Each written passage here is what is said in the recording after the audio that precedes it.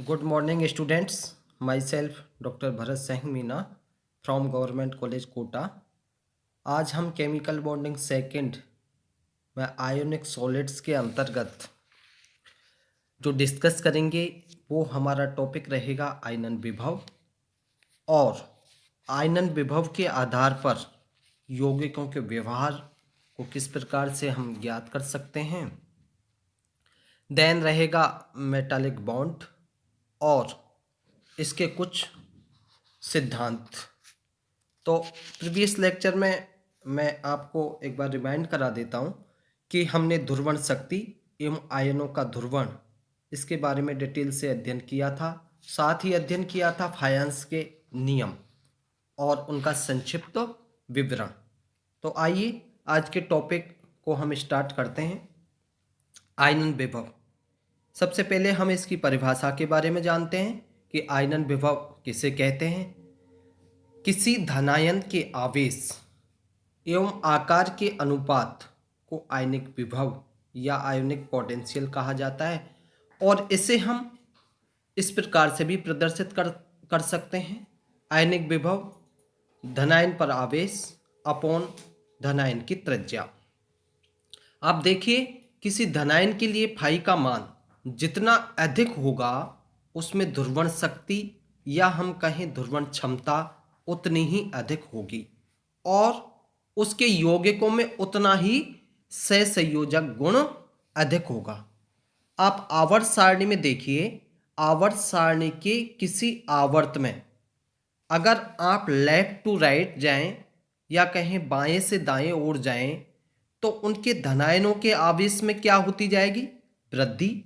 जबकि उसके धनायन की त्रिज्याओं का जो मान है वो कम होता जाएगा। अर्थात हम कहें कि आयनन विभव का मान बढ़ता जाएगा। और स्वाभाविक है कि आयनन विभव के बढ़ते हुए मान से यौगिकों में सहसंयोजक गुण बढ़ते जाएंगे। यही कारण है कि क्षार धातुओं के यौगिक सर्वाधिक आयनिक प्रकृति के होते हैं। कई बार एग्जाम में पूछ लिया जाता है कि क्या कारण है कि क्षार धातुओं के यौगिक सर्वाधिक आयनिक प्रकृति के होते हैं। तो उसका जो कारण है वो आयनिक विभव के बिहाव पर उसके गुणों का निर्धारण होता है।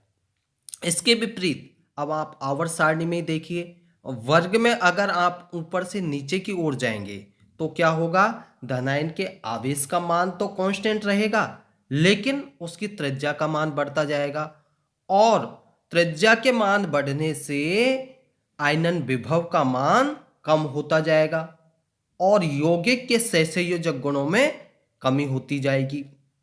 और जब सहसंयोजक गुणों में कमी होगी तो नेचुरल सी बात है आयनिक गुणों में वृद्धि होती जाएगी। यही कारण है कि NaCl में 75% आयनिक गुण होते हैं जबकि KCl में 78% आयनिक गुण पाए जाते हैं। कई बार इसको भी पूछ लिया जाता है क्या कारण है कि Cl के आयनिक गुण NaCl की तुलना में अधिक होते हैं। तो इसका भी कारण आयनिक विभव ही है।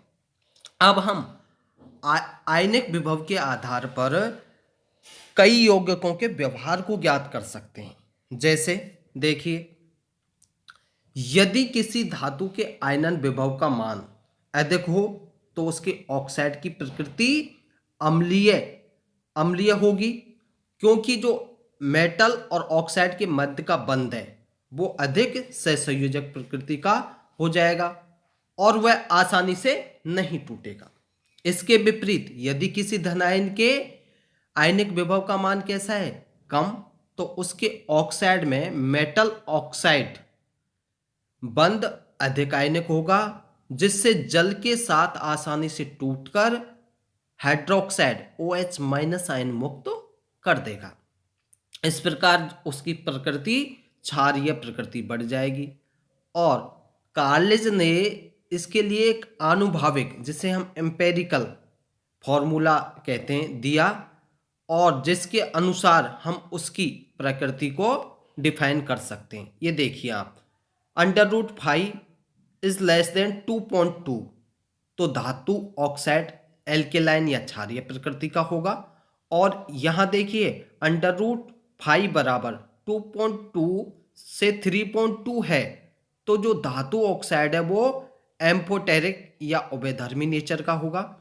और अगर आयनिक विभव का मान 3.2 से अधिक है तो इसकी जो नेचर होगी धातु ऑक्साइड की वो एसिडिक या अम्लीय नेचर होगी। तो ये जो फॉर्मूला दिया था आनुभाविक, ये कार्लेज ने दिया था। इसके आधार पर हम ये बता सकते हैं कि इसकी धातु ऑक्साइड की नेचर किस प्रकार की होगी। दूसरा है धातु आयनों के लिए आयनिक विभव का मान बढ़ने पर उसके कार्बोनेट का ऊष्मीय स्थायित्व जिसे कहें थर्मल स्टेबिलिटी घट जाती है। क्यों? क्योंकि आयनिक विभव का मान बढ़ने से धातु कार्बोनेट मेटल ऑक्सीजन और CO2 में मेटल ऑक्साइड बंध सहसंयोजक प्रकृति के कारण अधिक मजबूत हो जाएगा और गर्म करने पर क्या होगा, OCO2 बंध टूटकर CO2 मुक्त कर देगा और इस प्रकार धातु कार्बोनेटों का ऊष्मीय अपघटन हो जाता है। आप देखिए नीचे ये टेबल दी हुई है, उसमें बेरिलियम से लेके बेरियम तक के आयनों में आयनिक विभव का मान घटता जाता है और इससे इनके कार्बोनेटों का ऊष्मीय स्थायित्व बढ़ता जाता है। देखिए टेबल, ये धातु कार्बोनेट हैं, बेरिलियम कार्बोनेट है, मैग्नीशियम कार्बोनेट है, कैल्शियम कार्बोनेट है, स्ट्रोंशियम कार्बोनेट है और लास्ट में आपका बेरियम कार्बोनेट। अब इनका अपघटन का जो ताप क्रम है वो देखिए 100, 350 और इस क्रम में ये बढ़ता जाता है। तो आप देखिए आयनिक विभव घटा तो उसके ऊष्मीय स्थायित्व का मान बढ़ा। अब हम बात करते हैं, हमारा नेक्स्ट टॉपिक है धात्विक बंध या जिसे कहें हम मेटालिक बॉन्ड। मेटालिक बॉन्ड किसे कहते हैं? दो समान लेकिन कम विद्युत ऋणात्मकता वाले तत्वों के परमाणुओं के मध्य का बंध। ध्यान दीजिए कैसे होने चाहिए, दो समान हों लेकिन कम विद्युत ऋणात्मकता वाले तत्व के परमाणुओं के मध्य का जो बंध होगा वो धात्विक बंध या मेटालिक बॉन्ड कहलाएगा। और आप देखिए अधिकांश तत्व मेटालिक प्रकृति के होते हैं। आप अगर इस टेबल में देखेंगे तत्वों की जो आवर्त सारणी है, आप इसमें इसका ये पूरा ये स्ट्रक्चर दी हुई है आवर्त सारणी की और इसमें लंबे रूप में आप देखिए बोरॉन्स से लेकर सीडी नुमा अगर हम देखें इस प्रकार से, ये सीडी नुमा सिलिकॉन और ये आर्सेनिक और इस प्रकार से टेलुरियम एस्टेटिन तक ये सीडी नुमा ये स्ट्रक्चर जा रही है। तो आप देखिए इसके बाईं ओर आप देखेंगे इस सीडी नुमा रेखा चित्र से तो केवल अगर हाइड्रोजन को छोड़ दें तो सभी तत्व कैसे हैं, मेटालिक प्रकृति के हैं। ये सब धातुएं अलग अलग होते हुए भी कुछ बातों में समान होती हैं। कौन सी बातें हैं जिनमें ये समानता रखती हैं? पहली तो ये है कि ये विद्युत एवं ऊष्मा की सुचालक होती हैं, जिसे हम कह सकते हैं good conductors of heat and electricity. तो इस बात में ये सभी धातुएं समान होती हैं। दूसरा है इन सब में धात्विक चमक होती है, मेटालिक लुस्टर होते हैं ये। तीसरा है ये तन डक्टाइल होती हैं अर्थात इनके तार खींचे जा सकते हैं। तन का मतलब होता है वो क्या होता है कि इनके जो तार होते हैं उनको आप खींच सकते हो। चौथा है ये आघात वर्धनीय होती हैं अर्थात आघात वर्धनीय का मतलब है इन्हें पीटने से चादर बन सकती है जिससे इन्हें कोई भी आकार दिया जा सकता है। पांचवा है ये इलेक्ट्रॉन त्याग कर धनायन बनाते हैं अतः इन्हें धन विद्युतीय तत्व भी कहा जाता है क्योंकि धनायन बना रहे हैं। इनके क्वथनांक बहुत उच्च होते हैं और इनके घनत्व प्राय बहुत अधिक होते हैं। कुछ अगर एक्सेप्शंस को छोड़ दें तो ये सामान्यतया बहुत कठोर होते हैं। तो ये जितने भी बिंदु हैं जिनके बारे में अभी हमने डिस्कस किया, इन सारे बिंदुओं में लगभग सभी धातुएं समानता रखती हैं। अब आप मरकरी को लें। मरकरी इन सभी जो अपन ने पॉइंट डिस्कस किए इनमें से अधिकांश गुण मरकरी के अंदर नहीं पाए जाते हैं। अब अगर हम बात करें धातु को, अगर हम एक शब्द में परिभाषित करना चाहें तो वह शब्द है कठोरता, टफनेस। क्यों? क्योंकि धातुओं की कठोरता यह दर्शाती है कि इनके परमाणुओं के मध्य ऐसा कोई तीव्र आकर्षण या लगाव है जो उन्हें परस्पर मजबूती से बांधे रखता है, और इस तीव्र आकर्षण और लगाव को ही हम धात्विक बंध के नाम से पुकारते हैं। आप देखिए, इसको इस प्रकार से भी हम परिभाषित कर सकते हैं धात्विक बंध को। धातु क्रिस्टलों में विद्यमान धातु परमाणुओं के मध्य का यह विशिष्ट बंधन, जो न तो शुद्ध आयनिक प्रकृति का होता है और न ही शुद्ध सहसंयोजक, किंतु फिर भी यह दोनों प्रकार के बंधनों से मिलता जुलता है, धात्विक बंध कहलाता है। तो धात्विक बंध की यह परिभाषा भी है कि ना तो ये आयनिक प्रकृति का होता है और ना ही शुद्ध सहसंयोजक प्रकृति का होता है, और एक विशिष्ट प्रकार का बंधन होता है जो दोनों प्रकार के बंधनों से मिलता है, धात्विक बंध कहलाता है।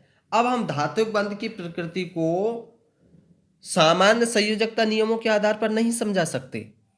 इसे समझाने के लिए हमें कुछ सिद्धांत दिए गए हैं, उनके बारे में हम डिस्कस करते हैं। जिसमें पहला सिद्धांत है मुक्त इलेक्ट्रॉन सिद्धांत। मुक्त इलेक्ट्रॉन सिद्धांत क्या है? यह सिद्धांत सबसे पहले 1900 में ड्रूड द्वारा दिया गया था और बाद में 1916 में लॉरेंज द्वारा विकसित किया गया था। इसीलिए इसे हम ड्रूड लॉरेंज सिद्धांत भी कहते हैं। और इस सिद्धांत के अनुसार जो क्रिस्टल की संरचना होती है वो इस प्रकार से आपको दिखाई देगी। किस सिद्धांत के अनुसार? ड्रूड लॉरेंज सिद्धांत के अनुसार। इसमें क्या होता है कि क्रिस्टल का प्रत्येक परमाणु अपने समस्त संयोजकता इलेक्ट्रॉन, जिसे कहें हम वैलेंसी इलेक्ट्रॉन्स, या हम इस प्रकार से भी उसको कह सकते हैं संयोजकता इलेक्ट्रॉन को, बाह्यतम कक्ष के electron of the outer most orbit को खोकर धनायन बना लेते हैं।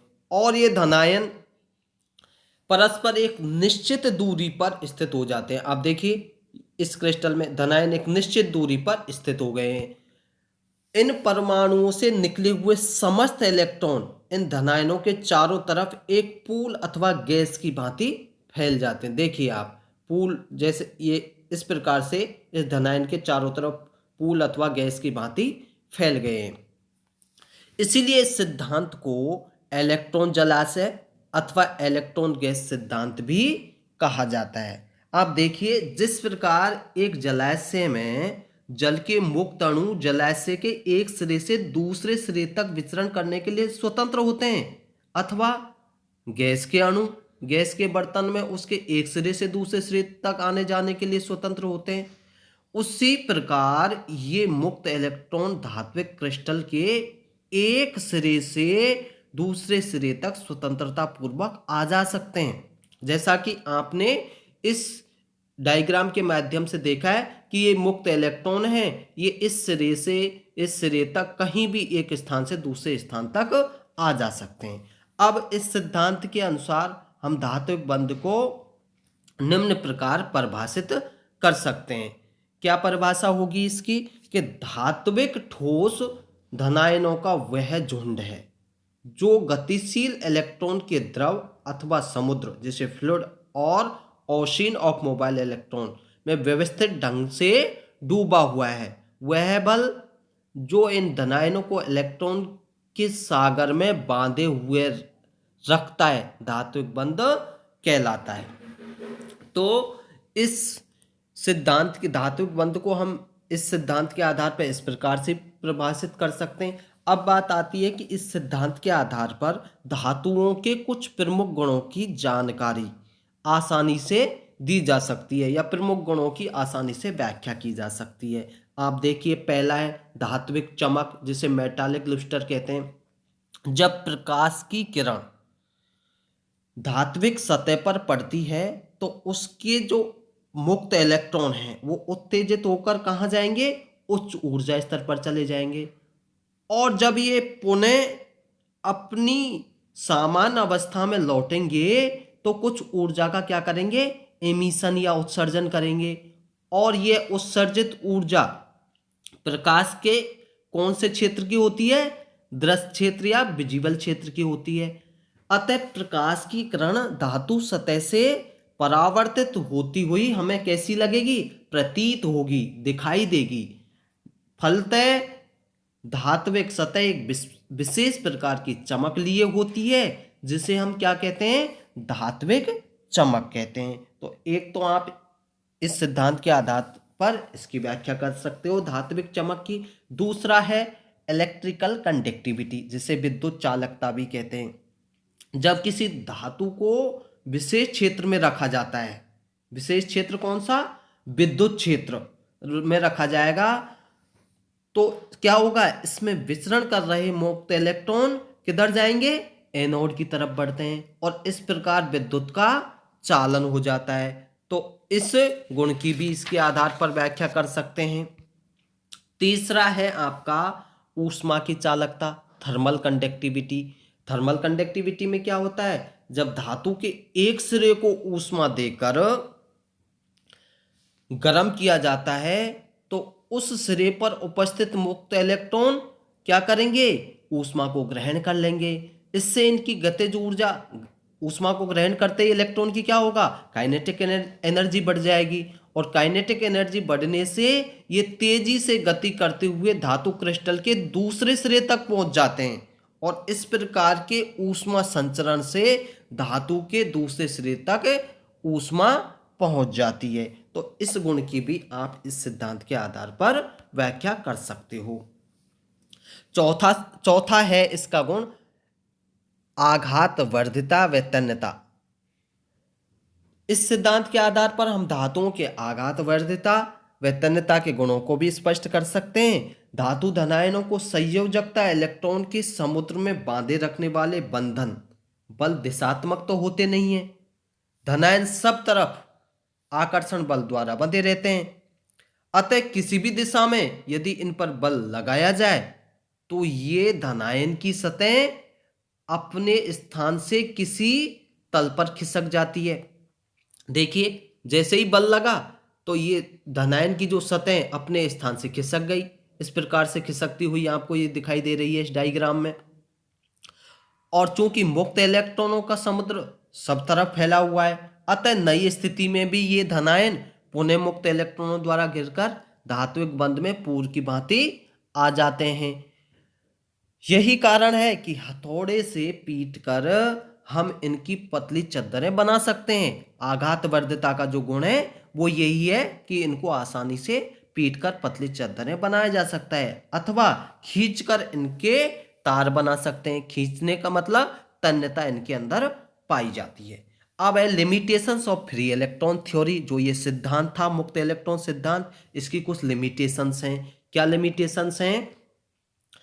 स्वतंत्र अथवा मुक्त इलेक्ट्रॉन सिद्धांत धातुओं के कई गुणों की व्याख्या करता है, फिर भी यह धातुओं की पूर्ण रूप से व्याख्या करने में असमर्थ है। धातुओं के निम्न गुणों की व्याख्या इस सिद्धांत के आधार पर नहीं की जा सकती। कौन सा है? धातुओं में चुंबकीय गुण होते हैं, इसकी यह व्याख्या नहीं करता है।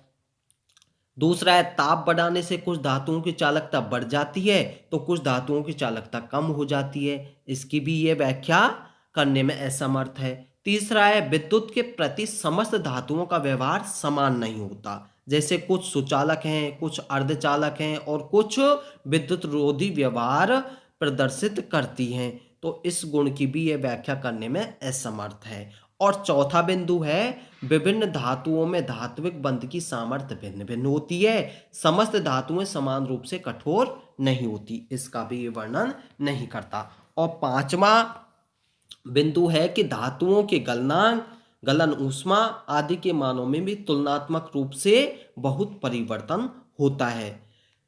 इन बिंदुओं की यह सिद्धांत व्याख्या करने में पूर्ण रूप से असमर्थ है। इस प्रकार हमने देखा कि मुक्त इलेक्ट्रॉन सिद्धांत द्वारा किसी भी धातु के सामान्य व्यवहार की व्याख्या तो की जा सकती है, लेकिन उनके गुणों की मात्रात्मक व्याख्या नहीं की जा सकती। तो आज हमने किन किन बिंदुओं पर डिस्कस किया? एक तो आयनन विभव, किसे कह सकते हैं और इससे यौगिकों के व्यवहार पर किस प्रकार से प्रभाव पड़ता है।